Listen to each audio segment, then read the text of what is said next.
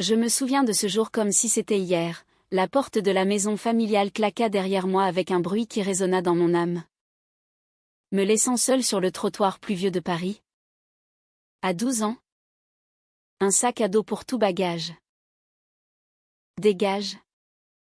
Petite perverse, hurla ma mère, les yeux emplis d'une haine que je ne comprenais pas encore. Et moi, tremblante, les larmes se mêlant à la pluie, je réalisais que mon premier baiser avec Sophie, cette fille de l'école, avait scellé mon exil. C'était en 2013, dans un quartier bourgeois du 16e arrondissement. Ma famille, les Dupont, était l'incarnation de la respectabilité française, père avocat, mère professeur de littérature à la Sorbonne, et une lignée de tradition catholique rigide. J'étais leur unique enfant, Louise. Une fillette curieuse aux cheveux châtains et aux yeux verts qui rêvait de devenir écrivaine. Mais ce baiser volé derrière le gymnase avait tout brisé. Sophie l'avait raconté à ses parents, qui avaient alerté les miens. C'est contre nature, avait tonné mon père, brandissant la Bible comme une arme. Il m'avait interrogé des heures, me forçant à avouer mes sentiments confus pour les filles. Puis, sans pitié, il m'avait chassé, me disant que je souillais leur nom. Les rues de Paris devinrent mon foyer. Je mendiais, dormais dans des parcs, évitais les regards des passants indifférents. La faim me rongeait, mais plus encore la solitude. Pourquoi moi? Pourquoi cet amour naissant était-il un crime? Je me cachais dans les bibliothèques pour lire des livres sur l'identité, découvrant des mots comme lesbienne qui me faisaient peur et espérer à la fois. À 13 ans, je fus recueillie par une association pour jeunes en difficulté, les enfants perdus. Là, je rencontrai d'autres âmes brisées, mais aucune ne combla le vide en moi. Les années passèrent en un tourbillon de foyers d'accueil et d'écoles précaires. À 16 ans, je m'enfuis vers le sud, attiré par les promesses de la Côte d'Azur. Nice, avec ses plages et son soleil, semblait un refuge. Je travaillais comme serveuse dans des cafés, vivais dans une chambre minuscule, et tentais d'oublier mon passé. Mais les nuits, les cauchemars revenaient, les cris de mes parents, le froid de la rue. J'avais 20 ans quand je commençais à explorer ma sexualité. Timidement. Dans des bars discrets. Des flirts éphémères. Mais rien de profond. Jusqu'à ce jour fatidique sur la plage. C'était un après-midi d'été torride en 2023. J'avais 22 ans. Et je m'étais réfugiée dans une cabine de bain abandonnée pour me changer après une baignade. Le bois craquait sous le vent marin. L'odeur du sel imprégnait l'air. Soudain, la porte s'ouvrit brutalement. Une femme entra. Haletante. Comme si elle fuyait quelque chose. Elle était grande. Athlétique. Avec des cheveux noirs courts et des yeux sombres qui transperçaient l'âme. Vêtue d'un tailleur élégant, elle portait une médaille discrète à la poitrine, un insigne militaire. Pardon, mademoiselle. Je ne savais pas que c'était occupé, dit-elle d'une voix ferme mais essoufflée. Je me figeai. À moitié nue. Mon cœur battant la chamade. Qui êtes-vous, balbutiai-je, couvrant mon corps avec une serviette. Elle hésita. Puis ferma la porte derrière elle. Je m'appelle Juliette Moreau. Je suis générale dans l'armée française. Et vous? Sa présence imposante contrastait avec une douceur inattendue dans son regard. Nous parlâmes. D'abord maladroitement. Elle fuyait un rendez-vous officiel. Stressée par ses responsabilités. Moi. Je lui racontai brièvement ma vie nomade. Quelque chose en elle m'attira immédiatement, cette force mêlée à une vulnérabilité cachée. Les jours suivants, nous nous revîmes sur la plage. Juliette, 32 ans, originaire d'une famille franco-espagnole, sa mère venue d'Andalousie, apportant avec elle la passion du flamenco et les drames familiaux intenses. Elle me parla de son enfance à Marseille, de son ascension dans l'armée. Une femme dans un monde d'hommes. J'ai dû me battre pour chaque promotion, confia-t-elle un soir, alors que le soleil se couchait sur la Méditerranée. Mais au fond, je cache un secret qui pourrait tout détruire. Je sentis un frisson, était-ce comme moi? Notre amitié se transforma en quelque chose de plus profond. Des promenades le long de la promenade des Anglais. Des dîners dans des bistrots niçois où nous partagions des escargots et du vin rosé. Juliette me fit découvrir la culture espagnole de sa mère, des soirées où elle dansait le flamenco. Ses hanches ondulant avec une intensité qui me captivait. C'est dans mon sang, disait-elle. Riant. Mais derrière ce rire, je devinais des ombres. Elle était mariée, me révéla-t-elle un jour, à un colonel. Un mariage arrangé pour la façade. C'est pour ma carrière, murmura-t-elle, les yeux baissés. Mon cœur se serra. Était-ce une trahison naissante? Pourtant, nos regards se prolongeaient. Nos mains se frôlaient. Un soir, sous les étoiles, elle m'embrassa. Un baiser doux, chargé d'années de répression. Louise. Tu me fais sentir vivante, chuchota-t-elle. Mais le doute s'insinua, et si c'était une illusion? Ma famille m'avait rejeté pour cela, Juliette risquait-elle tout pour moi? Les mois passèrent.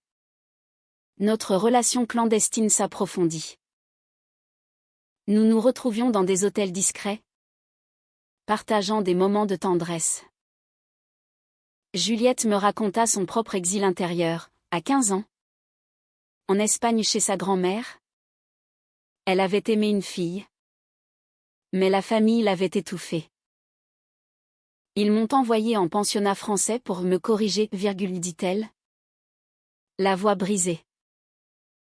Nos douleurs se miraient l'une dans l'autre, créant un lien indéfectible. Pourtant, les conflits couvaient. Un jour, je découvris une lettre dans son sac, un ultimatum de son mari, soupçonnant son infidélité. Divorce ou scandale, écrivait-il. Juliette paniqua. Je ne peux pas tout perdre. Louise. Ma carrière. Ma réputation. Ces mots me transpercèrent comme un poignard. Étais-je juste une échappatoire? La colère monta en moi, mêlée à une empathie douloureuse. Comment pouvait-elle hésiter? La dispute éclata ce soir-là dans notre chambre d'hôtel surplombant la baie des Anges. Tu me demandes de choisir entre toi et ma vie entière, cria Juliette. Ses yeux sombres flamboyants comme un feu andalou.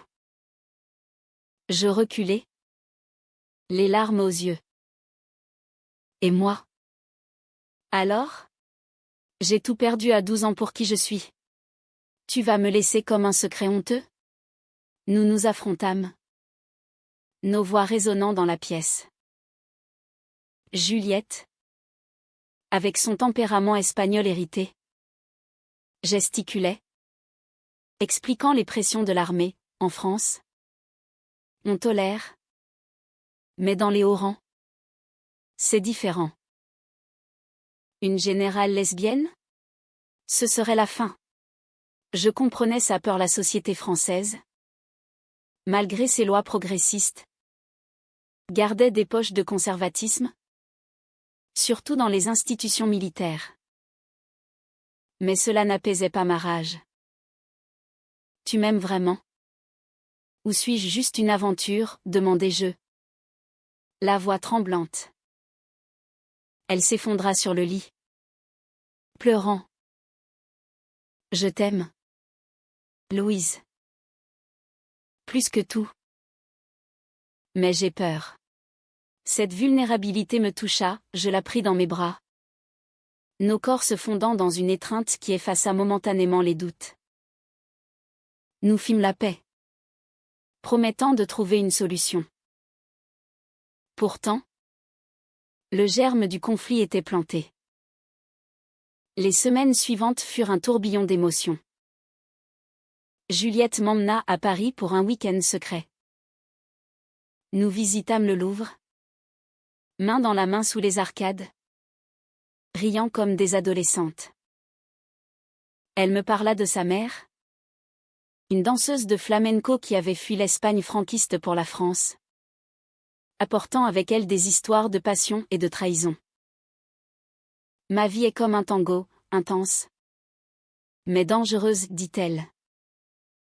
Je sentais en elle cette dualité, la générale stoïque et la femme passionnée. Mais le destin frappa.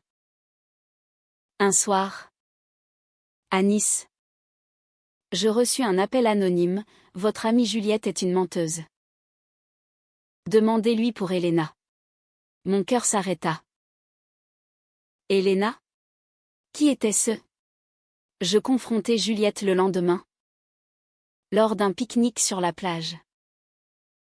Elena était mon amour de jeunesse. En Espagne, avoua-t-elle? Le regard fuyant. Elle m'a quitté quand ma famille a découvert. J'ai juré de ne plus aimer une femme. Jusqu'à toi. Ce n'était pas tout. Elena, apprenant pour nous, avait contacté le mari de Juliette par jalousie. Elle veut me détruire, murmura Juliette. La trahison d'Elena, une ombre du passé, menaçait notre présent. Je me sentis trahi à mon tour, pourquoi ne m'avait-elle rien dit? J'avais peur de te perdre, plaida-t-elle. Nos disputes devinrent plus fréquentes, chargées de reproches et de larmes. Pourtant, dans ces moments, notre amour s'approfondissait, comme forgé au feu des épreuves. Je décidai de creuser mon passé. À 23 ans, je contactai mes parents. Une lettre envoyée à leur adresse parisienne. Je suis vivante. Pouvez-vous me pardonner? La réponse vint. Froide, tu n'es plus notre fille. Cela raviva ma douleur. Mais Juliette fut là, me soutenant. Nous construirons notre propre famille, promit-elle. Cependant, le scandale éclata. Le mari de Juliette, informé par Elena, déposa une plainte pour adultère bien que rare en France. Il visait à la discréditer. Les médias s'emparèrent de l'affaire, une générale impliquée dans une liaison homosexuelle? Les titres hurlaient, mélangeant faits et rumeurs. Juliette fut suspendue, enquêtée. Elle s'effondra chez moi, dans mon petit appartement niçois. Tout est fini, sanglota-t-elle. Je la relevai.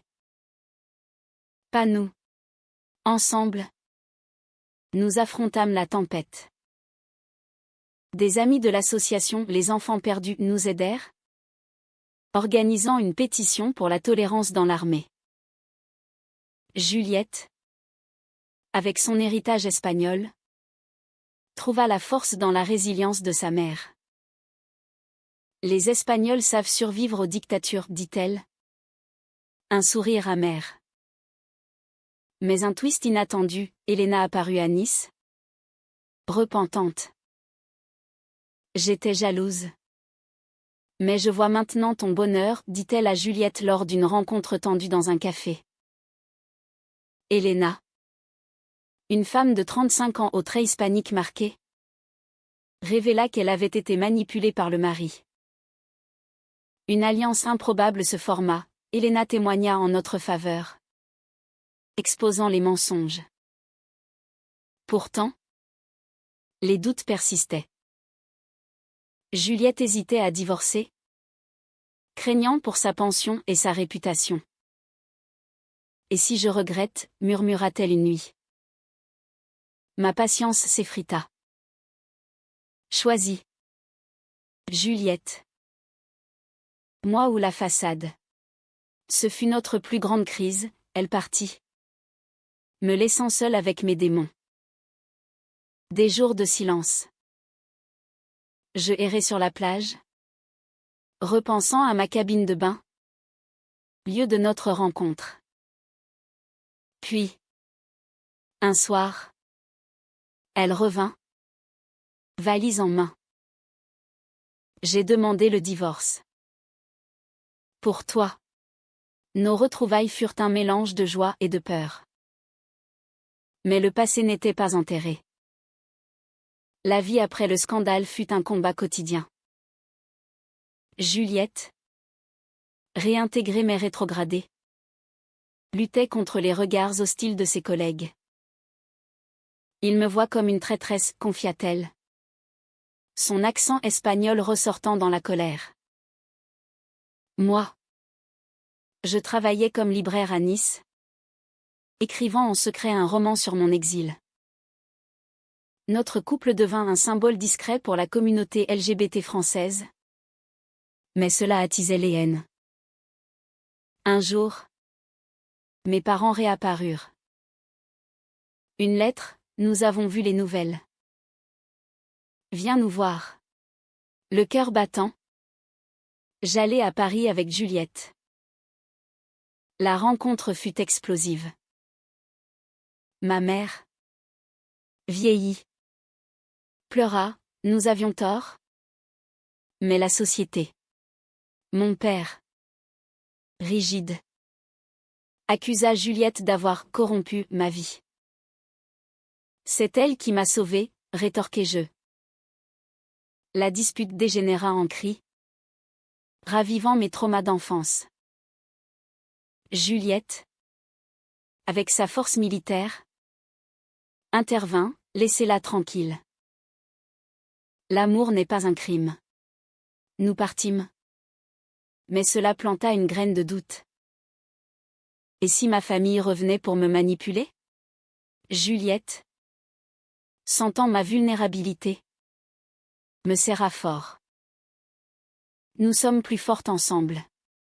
Nos moments intimes, comme des danses flamenco improvisées dans notre salon, nous unissaient. Elle m'apprenait les pas, ses mains sur mes hanches, riant de mes maladresses. Tu as l'âme espagnole? Louise, disait-elle. Pourtant, un secret plus sombre émergea.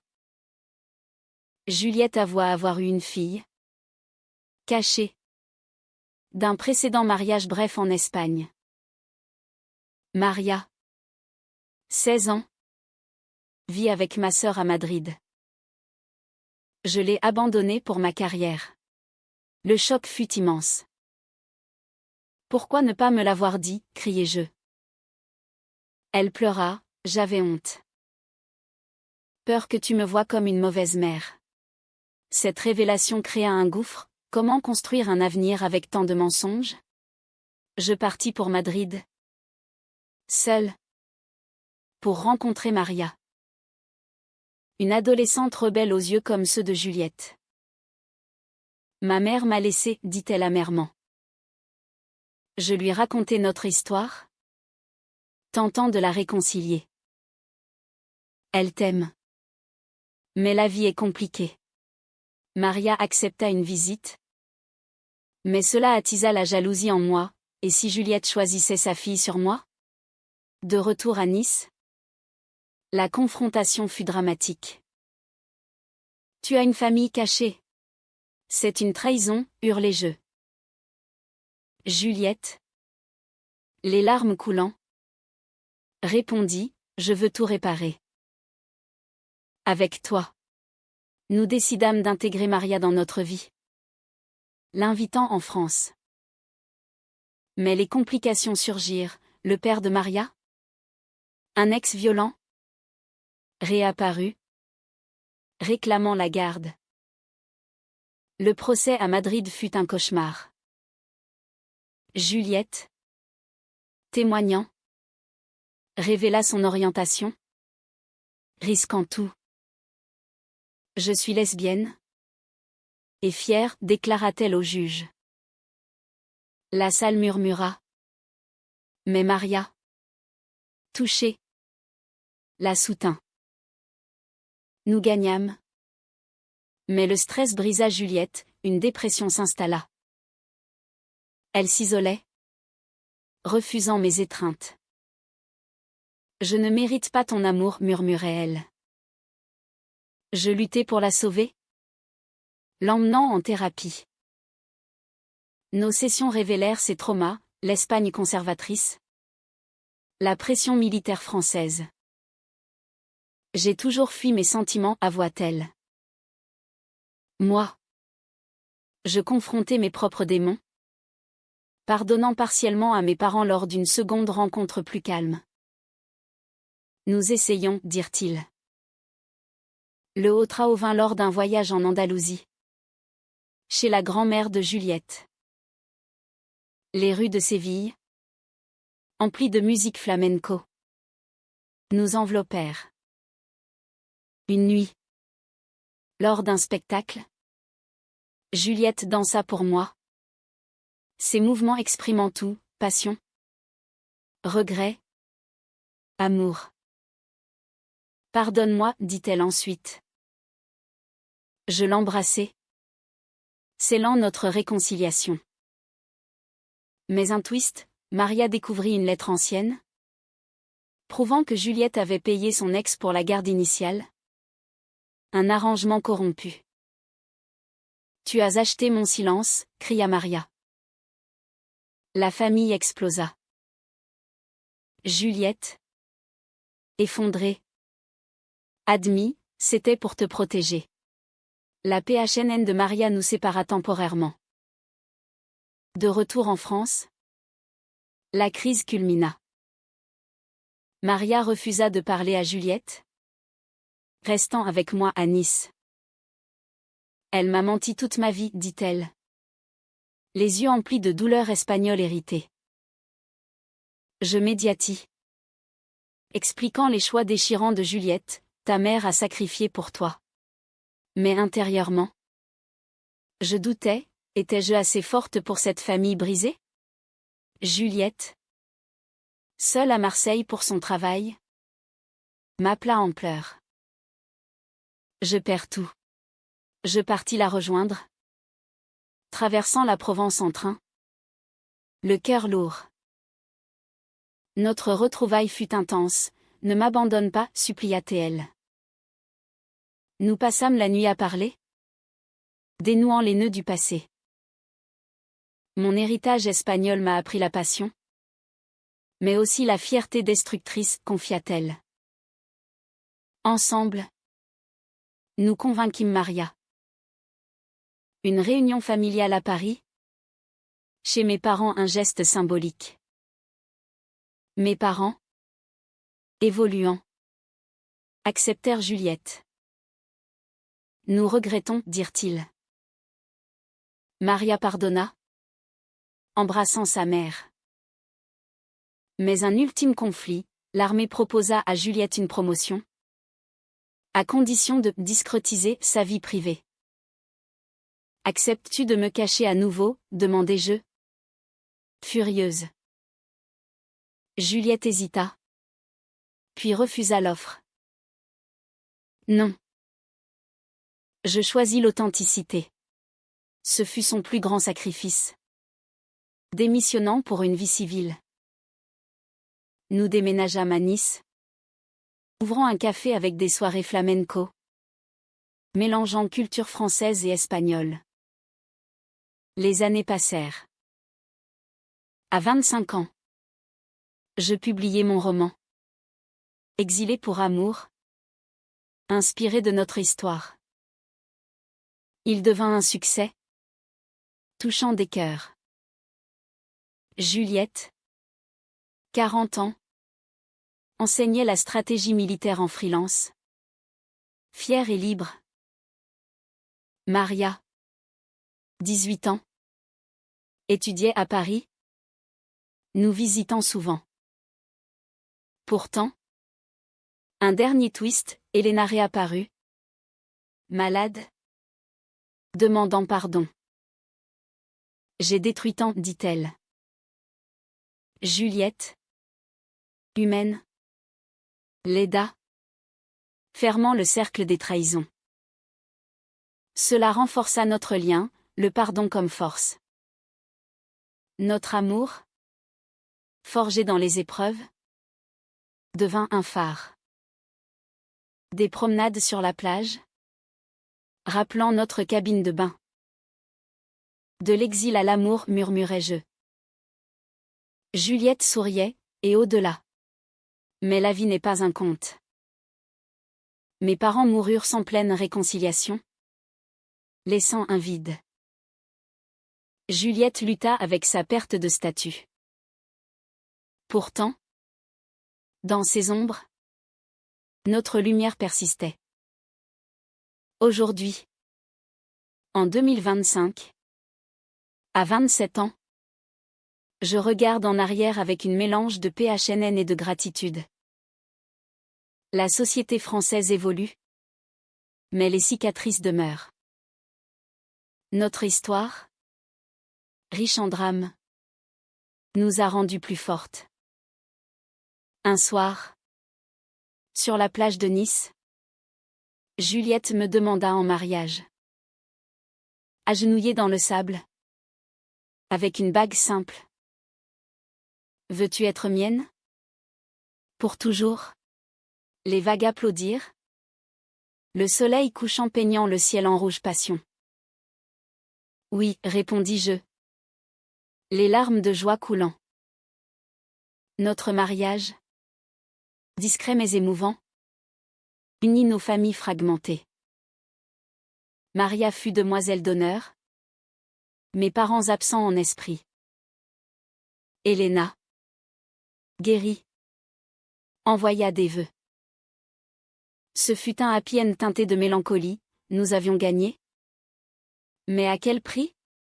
Dans notre café, les vagues d'amour, nous accueillons des âmes perdues.